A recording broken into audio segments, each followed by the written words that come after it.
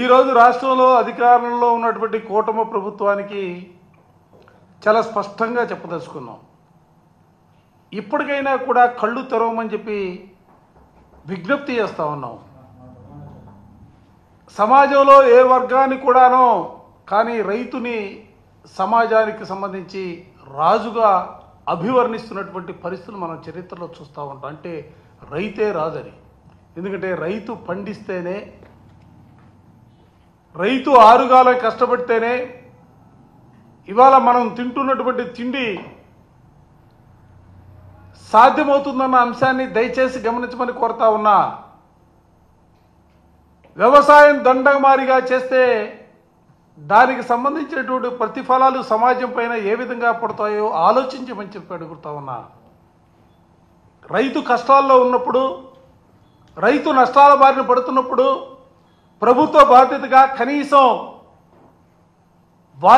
వారు పండించినటువంటి పంటకి కనీస మద్దతు ధర ప్రకటించాల్సినటువంటి పరిస్థితులు ప్రభుత్వానికి ఉంటాయి. నేను అడుగుతా ఉన్నా, ఈ రాష్ట్రంలో 9 నెలలు అవుతుంది అధికారంలోకి వచ్చి.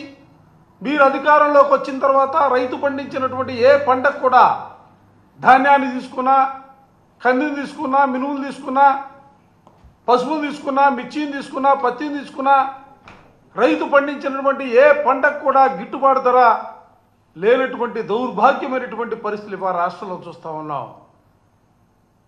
ఎందుకు మీరు ఉదారంగా రైతాంగాన్ని ఆదుకోవడం కోసం ఎందుకు ప్రయత్నం చేయట్లేదని చెప్పి మిమ్మల్ని సూటిగా అడుగుతూ ఉన్నా. ఇవాళ వడ్లు కొనే దిక్కులేక రైతులు వచ్చినటువంటి ధరకి నిలువున అమ్ముకున్నటువంటి పరిస్థితులు వాళ్ళు చూస్తూ ఉన్నాం. జగన్మోహన్ రెడ్డి గారు 19వ తారీఖున గుంటూరు మార్కెట్ యార్డ్కి వచ్చారు. ఎందుకంటే రైతు గత సంవత్సరానికి ఈ సంవత్సరానికి పోలిక వేసుకున్నా, అంతకుముందు సంవత్సరానికి ఈ సంవత్సరానికి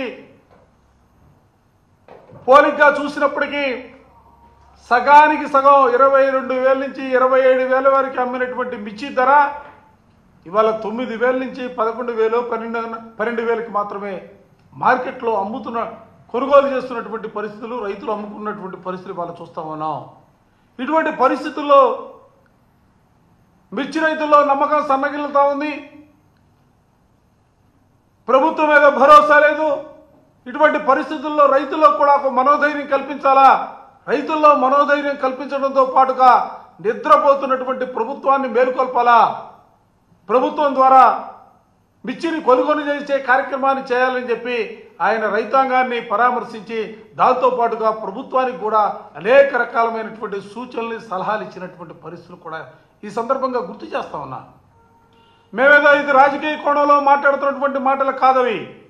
ఎందుకంటే రైతాంగం అన్న రైతు పండించినటువంటి ప్రతి పంటకు కూడా గిట్టుబాటు ధర కల్పించడంలో ఆ రోజు రాజశేఖర రెడ్డి గారిని తీసుకున్నా, ఆ తర్వాత జగన్మోహన్ రెడ్డి గారిని తీసుకున్నా కూడా వ్యవసాయానికి అత్యంత ప్రాముఖ్యతనిచ్చినటువంటి ప్రభుత్వాలు మా ప్రభుత్వం అని చెప్పి మేము గర్వంగా ఈ సందర్భంగా చెప్తా ఉన్నా. రైతు భరోసా కేంద్రాల దగ్గర నుంచి మొదలుకొని రైతుకు కావాల్సినటువంటి విత్తనాల దగ్గర నుంచి పండినటువంటి పంట కొనుగోలు చేయించినంత వరకు కూడా వైఎస్ఆర్ కాంగ్రెస్ పార్టీ ప్రభుత్వం జగన్మోహన్ రెడ్డి గారి నేతృత్వంలో రైతాంగానికి అండగా నిలబడినటువంటి పరిస్థితులు కూడా ఈ సందర్భంగా గుర్తు చేస్తా ఉన్నా. ఎందుకు మీరు చొరవ చూపట్లేదని అడుగుతా ఉన్నా.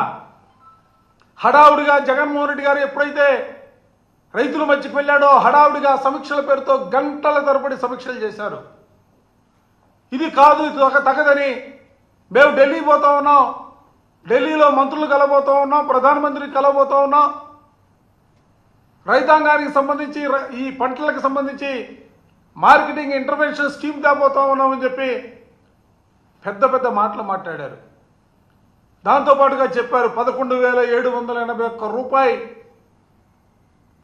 ఈ స్కీము తగ్గితే ప్రభుత్వం కొనుగోలు చేస్తుందని చెప్పి రేటు కూడా ప్రకటించినారు. ఏదో ఎప్పుడో చూస్తూ ఉంటా, ఏదో బాటా కంపెనీలో రేట్లు ఉంటాయి 99 రూపాయలు, 780, 11,781 రూపాయలు. నాకు అర్థం కావట్లా.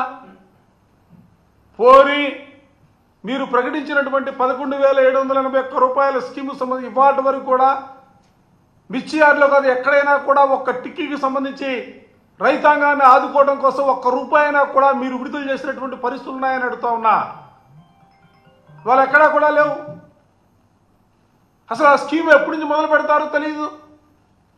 ఆ స్కీమ్కి ఉన్నటువంటి నియమ నిబంధనలు ఏవో తెలియదు. నిన్న మొన్న మీటింగ్లు పెట్టి చెప్తా ఉన్నారు, దిగుమతి వ్యాపారస్తులతో మీటింగ్ పెట్టి మీరు కొనుగోలు చేసినటువంటి సరుకు సంబంధించినటువంటి వివరాలు ఇవ్వమని. అరే రే సిగ్గుపోతారు కదా. వాళ్ళు ఇవ్వడం ఏందబ్బా.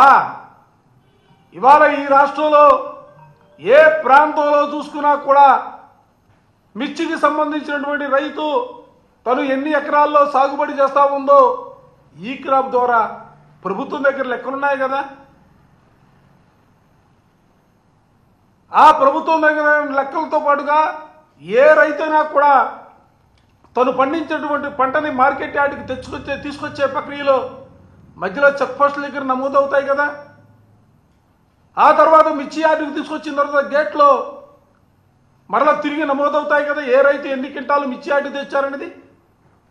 ఆ తర్వాత రైతు సరుకును అమ్ముకున్నటువంటి పరిస్థితుల్లో కూడా వేమేం తక్కుపట్టి ఇస్తారే, 4 కాపీలు ఇస్తారే, ఒకటి రైతు ఇస్తారు, రైతుకి ఒకటి ఇస్తారు, కమిషన్ కొట్టి యజమానికి ఒకటి ఇస్తారు, ఆఫీసులో ఒకటి ఇస్తారు, ఎక్స్పోర్టర్ ఒకటి ఇస్తారు. ఇంకా మీకు ఏమి లెక్కలు కావాలా? ఎందుకు కాలయాపన చేస్తా ఉన్నాను అడుగుతా ఉన్నా. దీనివల్ల ఎవరి ప్రయోజనాలను కాపాడటం కోసం మీరు ఆలోచన చేస్తూ ఉన్నారు. మిర్చి సీజన్ ప్రారంభం ఇవాళ నిన్న మొన్న ప్రారంభమైనటువంటి పరిస్థితి కాదు. జనవరి నుంచి మిర్చి సీజన్ ప్రారంభమైంది. ప్రతిరోజు కూడా లక్ష నుంచి 1,50,000 బస్తాలు ప్రతిరోజు కూడా మిర్చి యార్డుకి వస్తూ ఉన్నాయి. నేను వస్తా ఈరోజు కొనుక్కున్న పొద్దున ఈరోజు 2 లక్షల టిక్కీలు మిర్చి యార్డుకి సరుకు వచ్చిందట. అంటే రైతుల దగ్గర ఉన్న సరుకు మొత్తం కూడా వ్యాపారస్తుల చేతుల్లోకి వెళ్ళిన తర్వాత వ్యాపారస్తులకు ప్రయోజనాల్ని చేకూర్చడానికి ఆలోచన చేస్తూ ఉన్నారా? రైతు వాళ్ళు ఏం చేస్తూ ఉన్నారు? తగ్గినటువంటి రేట్లకి గుంటూరు మార్కెట్ యార్డ్ దాకానో మరో మార్కెట్ యార్డ్ దాకానో సరుకును తీసుకురాలేనటువంటి పరిస్థితుల్లో కళ్ళాల దగ్గరే సరుకును అమ్ముకున్నటువంటి దుస్థితి వాళ్ళకు కనబడతా ఉందే. వాళ్ళు అసలు మీరు ఎవరి ప్రయోజనాలను కాపాడుకోవడం కోసం ఈ 11,781 రూపాయలకే నిర్ణయించబడింది. కేవలం రైతాంగాన్ని మభ్యపెట్టడం కోసం ఆలోచన చేస్తూ ఉన్నారు. రైతుల ఇబ్బందుల్లో వాళ్ళు ఆదుకోవడం కోసం ఆలోచన చేయటలా. ఈ స్కీమ్కి ఉన్నటువంటి విధి విధానాలు ఏవో తెలియదు, ఇప్పటి వరకు కూడా తెలియదు. ఇంకా సీజన్ ఉంటే ఒక 2 months మాత్రమే ఈ సీజన్ ఉంటుంది. అసలు గర్వంగా చెప్పుకోవాలి, భారతదేశంలో కాదు ఏషియాలోనే మిర్చికి సంబంధించి ఎగుమతులకి దిగుమతులకి సంబంధించి గుంటూరు వాళ్ళ మిర్చి యార్డ్లో 10,000 కోట్ల రూపాయల టర్న్ ఓవర్ జరుగుతూ ఉంటుంది సంవత్సరానికి. 150 కోల్డ్ స్టోరేజ్లు ఉన్నాయి. భారతదేశం కాదు ప్రపంచంలో ఒకే చోట ఇన్ని కోల్డ్ స్టోరేజ్లు ఉన్నటువంటి పరిస్థితి కూడా ఎక్కడా కూడా లేదు. గుంటూరు జిల్లాలో సుమారుగా 150 కోల్డ్ స్టోరేజ్లు ఉంటా ఉన్నాయి.